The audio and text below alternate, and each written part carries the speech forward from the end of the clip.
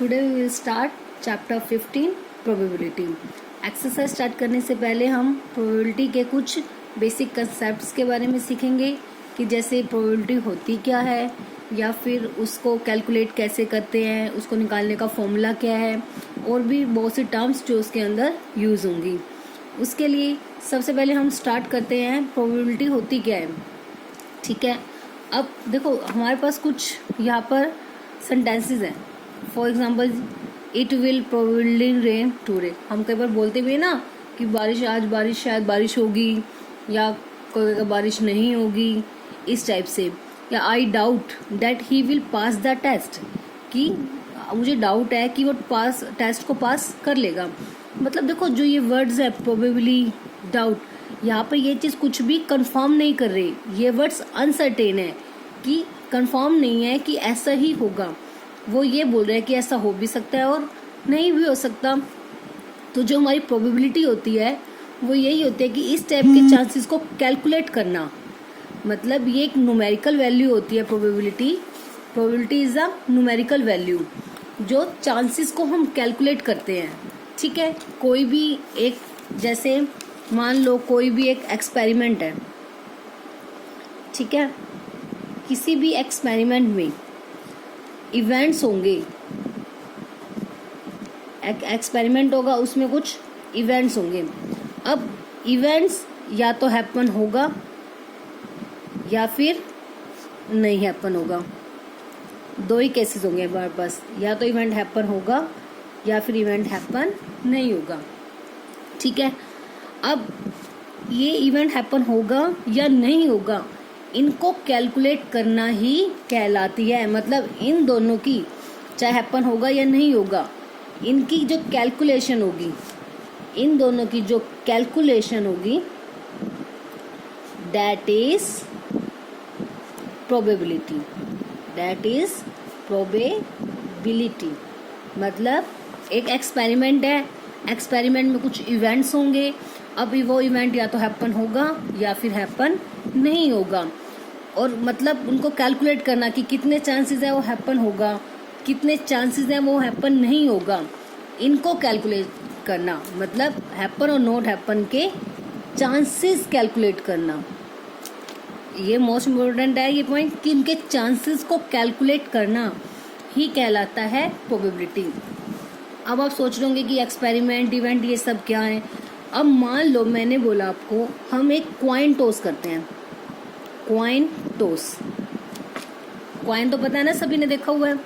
अब कई बार आप कोई भी गेम करते हो, आपने देखना हो कि पहले किसकी टर्न आएगी। हम क्या करते हैं, कॉइन टॉस करके देखते हैं। ठीक है, जो ये कॉइन को टॉस किया, यही है हमारा एक्सपेरिमेंट।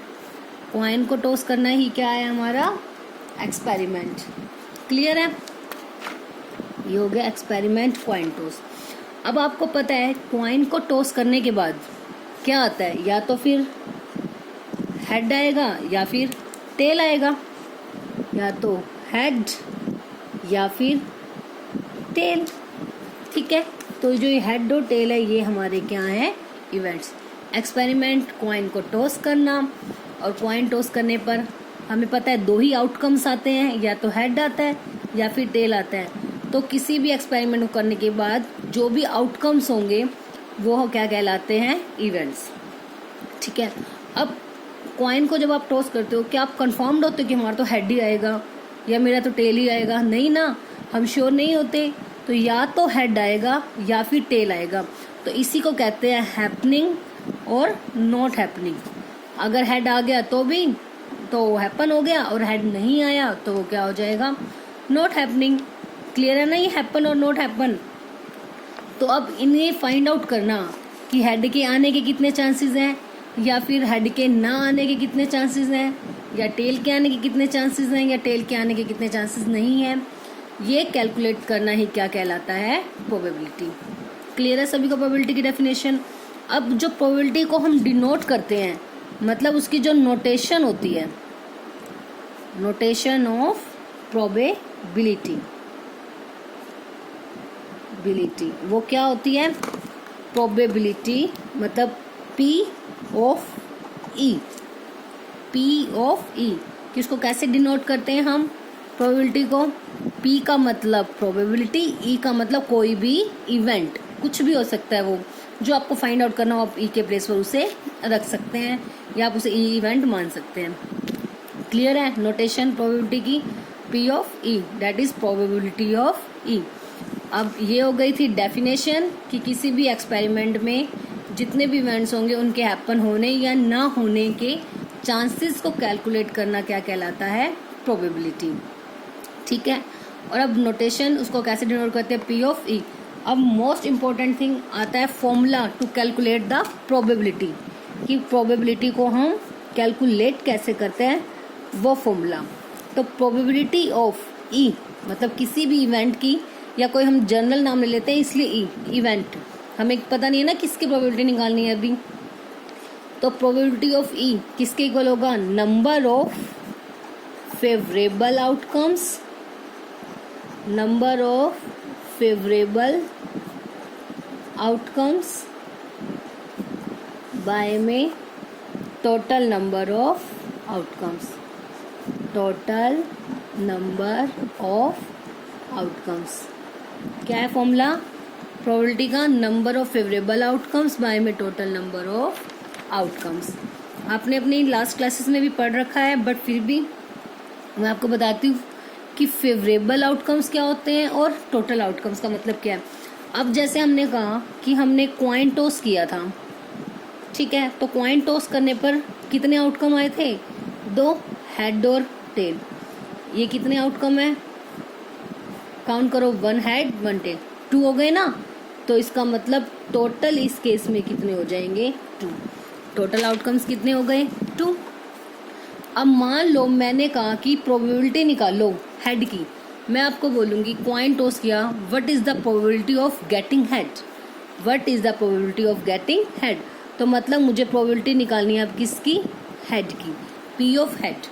अब फेवरेबल का मतलब होता है कि वो इवेंट, एक सेकेंड,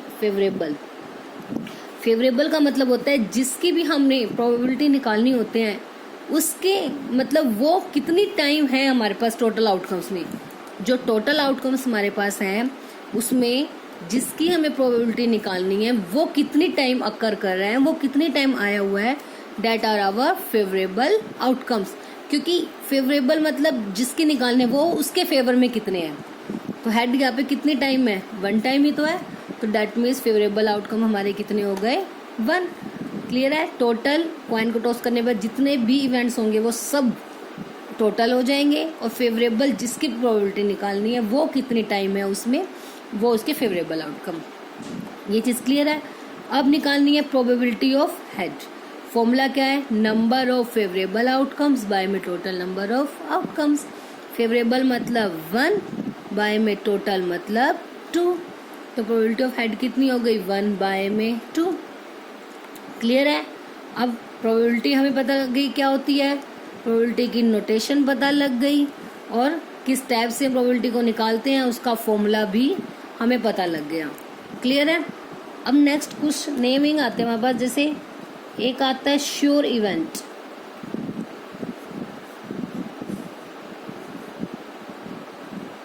ठीक है, और एक आएगा इम्पॉसिबल इवेंट। 2 टर्म आएंगी, श्योर और इम्पॉसिबल। क्लियर है? बहुत बार सुने भी है आपने ये सब, ये पता भी है श्योर का और इम्पॉसिबल का मतलब।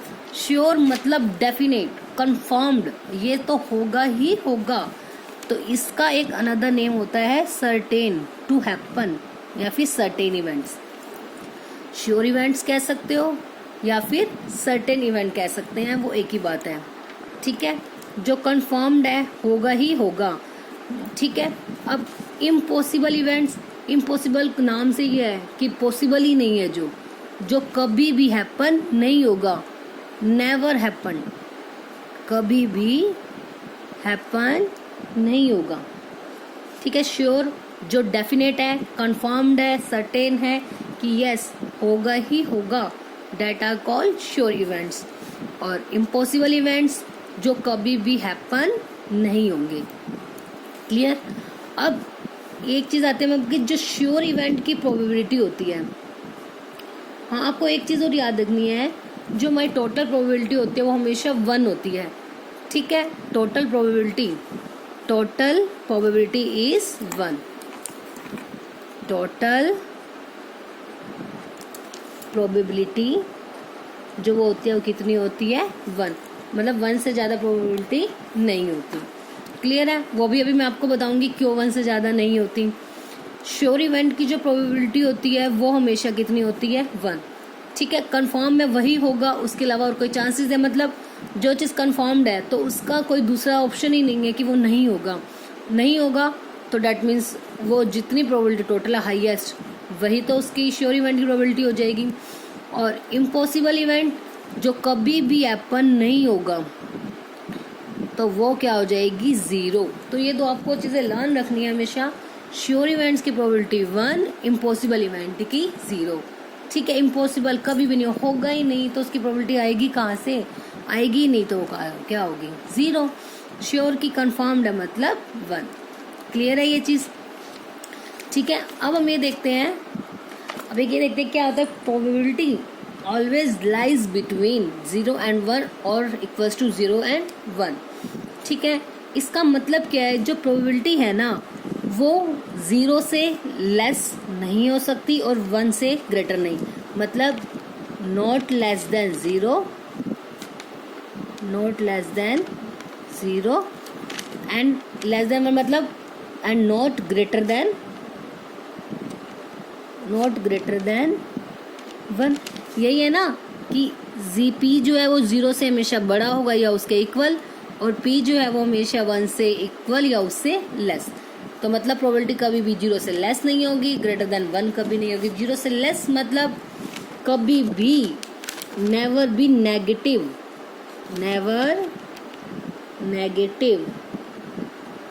कभी भी नेगेटिव नहीं होगी, और कभी भी ग्रेटर देन 1 से ज़्यादा नहीं होगी, मतलब 2, 3, 2.1, 1.5 ये भी कभी नहीं होगी। ऐसा क्यों नहीं होगा वो मैं आपको बताती हूँ अभी। सबसे पहले हम करते हैं कि 1 से बड़ी क्यों नहीं होगी। आपने प्रोबेबिलिटी का जो फॉर्मूला किया था वो क्या था कि नंबर ऑफ जो फेवरेबल इवेंट्स हैं, number of favourable outcomes by में टोटल नंबर ऑफ आउटकम्स, ठीक है। इसका रीज़न आपकी इसी फॉर्मूले में ही है। ध्यान से आप देखो, probability number of favourable outcomes by में टोटल नंबर ऑफ आउटकम्स। अभी बोला कि 1 से बड़ी नहीं होगी। 1 से बड़ी वैल्यू कब आएगी? अगर मान लो मेरे पास है 3/2, डिवाइड करोगे 1 से बड़ी आएगी। मान लो 5/2 भी आ गया, ठीक है, इस केस में बड़ी आएगी। क्या मैंने ये ले लिया 2/3, बड़ी आएगी वैल्यू कभी भी? नो, ये तो 1 से छोटी जाएगी। और ये भी 1/3 तब भी नहीं आएगी। अब इनमें क्या डिफरेंस है? देखो, अगर न्यूमरेटर डिनोमिनेटर से बड़ा है तब तो 1 से बड़ी वैल्यू आएगी, बट जब न्यूमरेटर डिनोमिनेटर से छोटा है जब भी, तो कभी भी 1 से बड़ी वैल्यू आएगी नहीं। क्यों? अगर इसमें हमने क्या करना होगा? 3 से डिवाइड करना होगा टोटली, तो कभी भी अगर डिनोमिनेटर बड़ा आ गया तो उसकी टेबल में वो वैल्यू आएगी ही नहीं। तो उसमें हम सॉल्व करने के लिए क्या लगाते हैं? पॉइंट और 0, तो ऊपर भी तो 0 पॉइंट लग जाएगा। क्लियर है ना? तो जब भी न्यूमरेटर आपका छोटा होगा कभी भी वैल्यू 1 से बड़ी आएगी नहीं। तो हमारा क्वेश्चन यही तो है, जो फेवरेबल और टोटल आउटकम, अब जैसे आपने लिए थे हेड और टेल, 2 आउटकम थे, टोटल आउटकम्स 2 थे। अब फेवरेबल जब भी होगा वो हमेशा इन्हीं में से तो चूज करना है आपको, कोई नया आउटकम तो आएगा नहीं। जो टोटल आउटकम्स होंगे फेवरेबल तो आप हमेशा उसी में से चुनोगे। जैसे मैंने बोल दिया कि हेड की निकालो, तो हेड कितनी बार है? 1 ही तो है। टेल कितनी टाइम आएगा? 1 आएगा। टोटल तो 2 रहेंगे, 1/2। तो उस केस में हमेशा जो ऊपर वाली वैल्यू है वो हमेशा 2 से छोटी होगी, क्योंकि कभी भी जो फेवरेबल आउटकम्स हैं वो टोटल से ज़्यादा हो ही नहीं सकते, क्योंकि हमें चूज ही फेवरेबल को टोटल में से करना है। ये तो हो गया कि क्यों कभी भी 1 से बड़ी नहीं होगी। 1 की इक्वल क्यों होती है? अब मान लो मैंने कहा एक डाई थ्रो किया, डाई गिट्टा खेलते हो ना सभी लूडो में, तो उसमें टोटल आउटकम क्या आते हैं? 1, 2, 3, 4, 5 एंड 6 ये आते हैं डाई पे, ठीक है। अब मान लो मैंने आपको बोल दिया प्रोबेबिलिटी निकाल लो number less than 7, number less than 7। अब जो 7 से लेस नंबर है वो तो ये सभी के सभी हो गए, सॉरी लेस देन 7 में तो ये सभी नंबर आ गए। तो फेवरेबल आउटकम कितने हो गए इस केस में? 1 2 3 4 5 6 के 6 ही फेवरेबल, टोटल भी कितने हैं? 6। तो जो प्रोबेबिलिटी हो जाएगी वो कितनी आ गई उस केस में? 1। तो फेवरेबल और टोटल इक्वल तो हो सकते हैं बट कभी भी फेवरेबल टोटल से ज़्यादा नहीं होगा, इसलिए प्रोबेबिलिटी कभी भी 1 से ग्रेटर नहीं होगी, वो हमेशा लेस देन 1 ही होगी। क्लियर है सभी को? अब एक आएगा कि कभी भी 0 से छोटी नहीं होगी, मतलब नेगेटिव कभी भी नहीं होगी। 0 हो सकती है, 0 तो अभी बताया था ना आपको, इम्पॉसिबल इवेंट की प्रोबेबिलिटी हमेशा कितनी होती है? 0। अब इन्होंने बोला कि 0 से छोटे कभी भी नहीं हो सकती। अब मान लो जैसे यही पॉइंट था आपका, डाई को थ्रो किया, मैं आपको कहूँगी इवन नंबर की प्रोबेबिलिटी निकालो। इवन नंबर कौन से हैं? 2 4 और 6। ठीक है, अब मान लो मैंने कहा कि फेवरेबल आउटकम्स कितने हैं इसमें, तो हम हमेशा ऐसे काउंट करेंगे 1 2 3 इतने फेवरेबल आउटकम है। या मैंने जैसे आपको कहा कि डाई में निकालो कि 7 से बड़े, find the number greater than 7। 7 से बड़ा तो कुछ है ही नहीं इसके अंदर, तो इसलिए उस केस में तो कोई आउटकम ही नहीं होगा। तो उस केस में भी हम क्या कहेंगे? 0, कोई आउटकम है ही नहीं। कभी भी आप ऐसा काउंट करोगे कि नंबर, मान लो मैंने कहा कि आप इवन नंबर काउंट करे थे तो ऐसे काउंट करा ना हमने, 1 2 3 है हमारे पास। कभी ऐसा काउंट करोगे कि -1 -2 -3 आउटकम है हमारे पास? नहीं है ना। जब भी आप, हमारा फॉर्मूला है कि नंबर ऑफ फेवरेबल आउटकम्स या total number of outcome. Number का मतलब जो हमारे काउंटिंग नंबर है। काउंटिंग नंबर हमेशा कैसे स्टार्ट होते हैं? 1 2 3 4 ऐसे काउंट करते हैं ना। तो कभी भी वैल्यू तो देखो, जो डाई में कितने पॉइंट्स आएंगे, इस टाइप की वैल्यूज कभी नेगेटिव होंगी नहीं, और नेगेटिव है या नहीं हमें उससे मतलब नहीं है। हमें तो ये काउंट करना है कि वो नंबर कितनी बार उसमें आ रहा है। तो उसको काउंट करने के लिए हम कभी भी नेगेटिव नंबर काउंट नहीं करते। तो इसलिए प्रोबेबिलिटी जो है हमेशा 0 या फिर 0 से बड़ी आएगी, कभी भी नेगेटिव नहीं होगी। क्लियर है अभी ये चीज़ सबको? अब नेक्स्ट एक पॉइंट आता है, सम of probabilities of all elementary events of an experiment is always 1। कि कोई भी एक्सपेरिमेंट है, ठीक है, एक्सपेरिमेंट बता दिया आपको, उसमें जितने भी एलिमेंट्री इवेंट्स होंगे ना, उन सब की प्रोबेबिलिटीज का टोटल ऑलवेज 1 आता है। आपको पता है जो टोटल प्रोबेबिलिटी होती है वो कितनी होती है? हमेशा 1 ही होती है ना, इसलिए सम से बड़ा नहीं आएगा। कैसे? सपोज जैसे आपने अभी भी लिया था, हेड और टेल 2 आउटकम आए थे। जब आपने हेड की प्रोबेबिलिटी निकाल ली तो कितनी आई? 1/2। और जब टेल की प्रोबेबिलिटी निकालेंगे तो भी कितनी आएगी? 1/2। अब आप दोनों को प्लस करो, देखो कॉइन को टॉस करने पर 2 इवेंट थे, हेड और टेल, दोनों एलिमेंट्री इवेंट्स हैं। क्योंकि देखो एलिमेंट्री इवेंट्स वो इवेंट्स होते हैं जिसमें 1 ही ऑब्जेक्ट होगा, मतलब 1 ही पॉइंट होगा। ठीक है, जो सिंगल इवेंट होगा that is called the elementary events. अब प्रोबेबिलिटी ऑफ हेड आ गया 1/2, प्रोबेबिलिटी ऑफ टेल आ गया 1/2। दोनों का टोटल करके देख सकते हो आप, probability of head plus probability of tail. अब हेड की probability 1/2 plus 1/2, half plus half कितना होता है? हमेशा 1।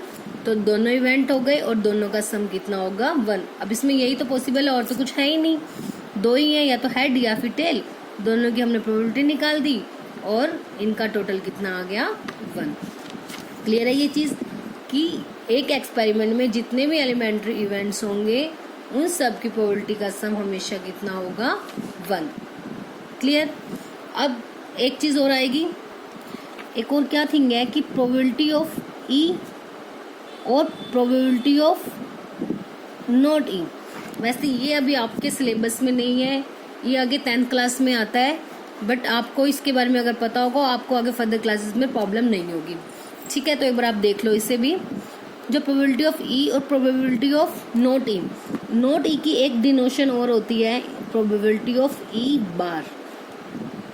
प्रोबेबिलिटी ऑफ ई बार, इसको ही नॉट ई बोलते हैं। क्लियर है।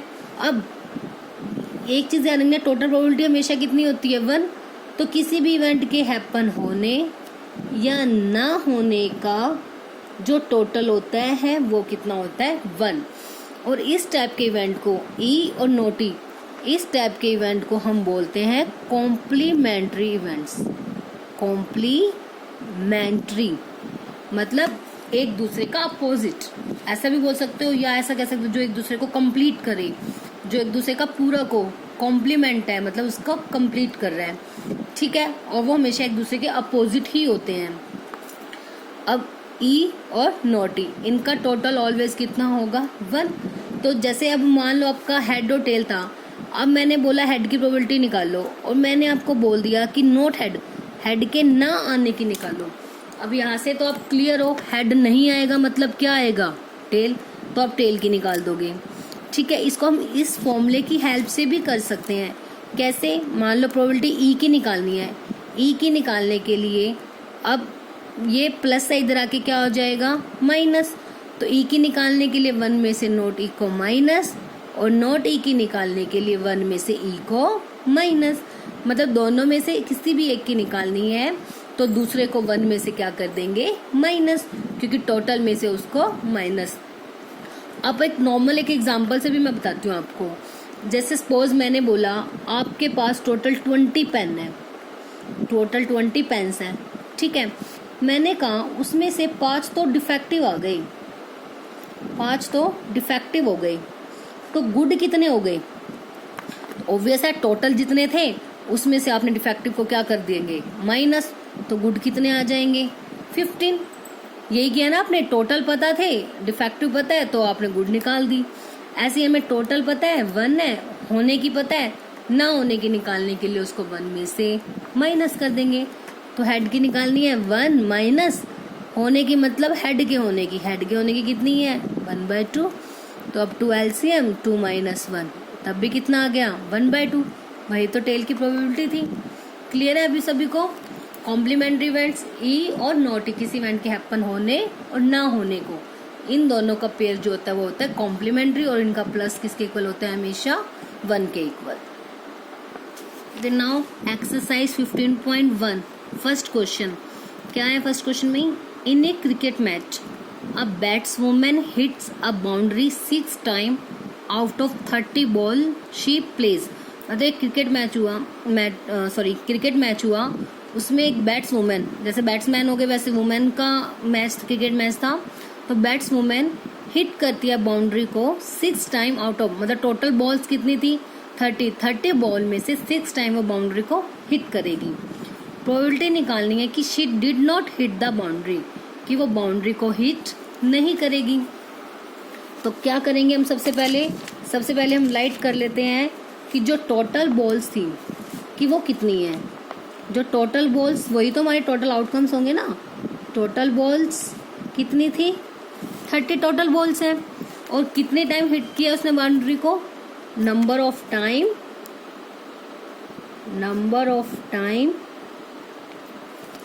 She hit the boundary, she hit the boundary. कितने टाइम बाउंड्री को हिट किया उसने 6 टाइम। ठीक है, हो गया ना। टोटल बॉल्स 30 और कितनी टाइम उसने बाउंड्री को हिट किया 6। बट हमें प्रोबेबिलिटी निकालनी है कि शी डिड नॉट, वो बाउंड्री को हिट ना कर पाए। अब उसने 6 टाइम हिट किया, देखो ध्यान से, टोटल थी 30, उसमें से 6 टाइम तो उसने क्या कर दिया हिट। तो नॉट हिट की प्रोबेबिलिटी कितनी, नॉट हिट निकालनी है कि जितनी हिट नहीं हुई। अब आपको पता है टोटल 30 है, 6 बार उसको हिट कर दिया तो बाकी की बची हुई 30 में से 6 को क्या कर देंगे माइनस, तो 24 हो जाएंगे जिसको उसने हिट नहीं किया। तो नंबर ऑफ टाइम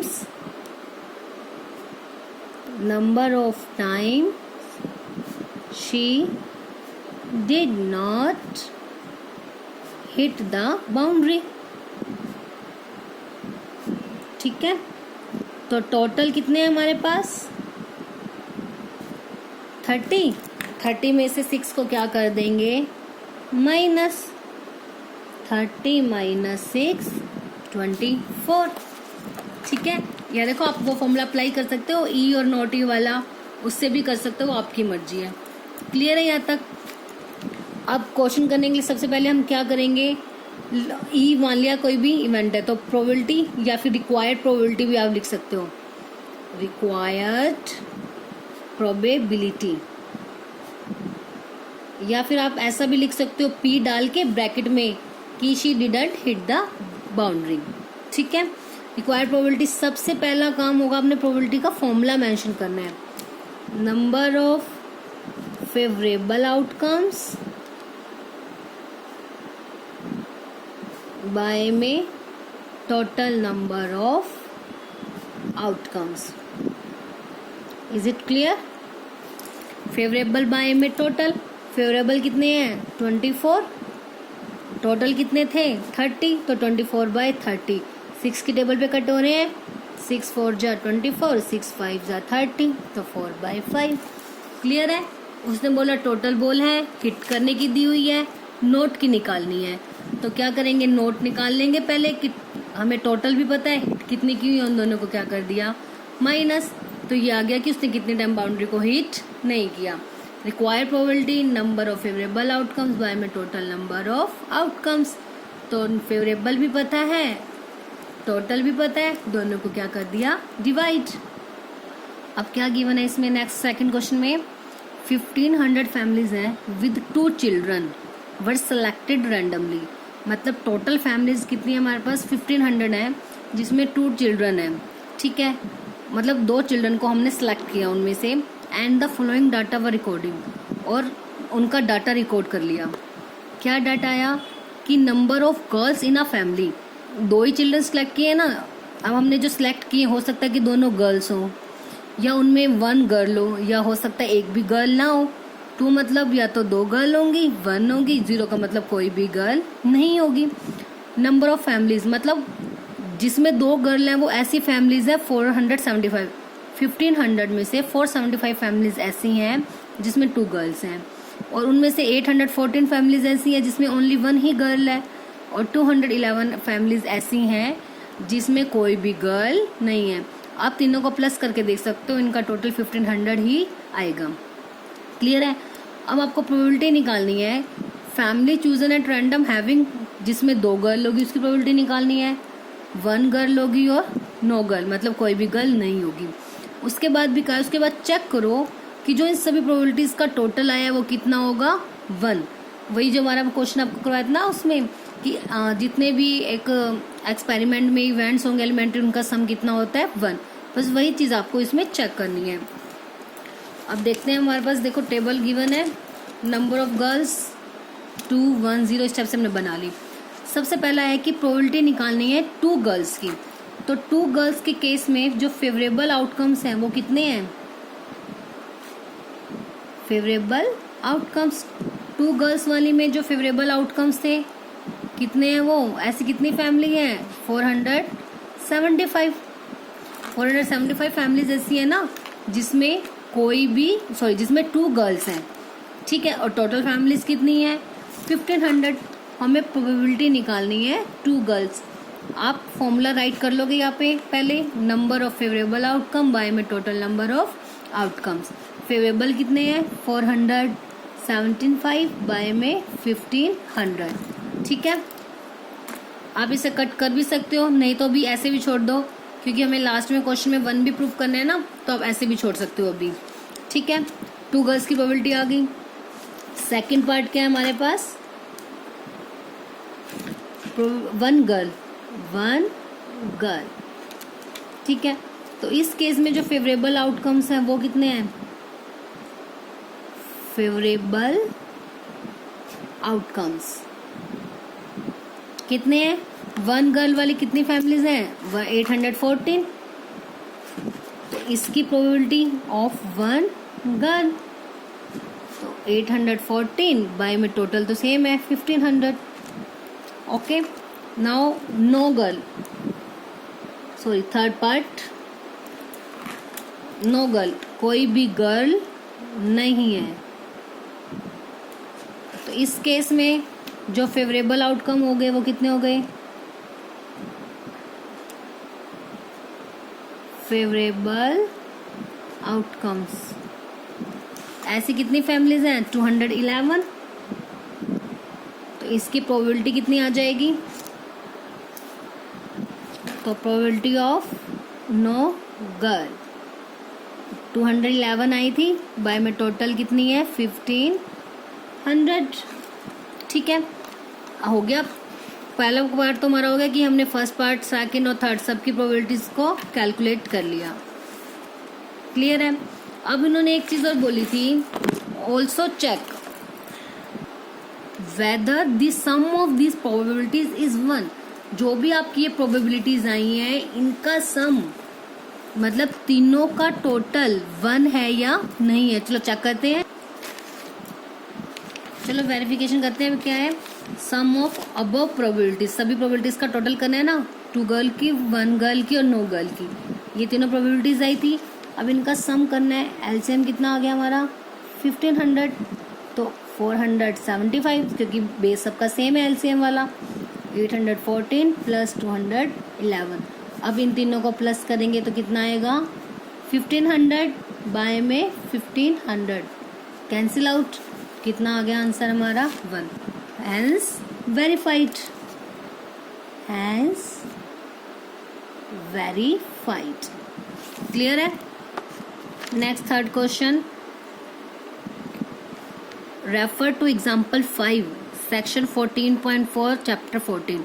चैप्टर 14 में 14.4 सेक्शन का एग्जाम्पल 5 है, उसमें से आपको निकालनी है find the probability that a student of the class was born in August. अगस्त में जो स्टूडेंट पैदा हुआ है उसकी प्रोबेबिलिटी निकालनी है। अब ये एग्जाम्पल नंबर 5 है सेक्शन 14.4 का।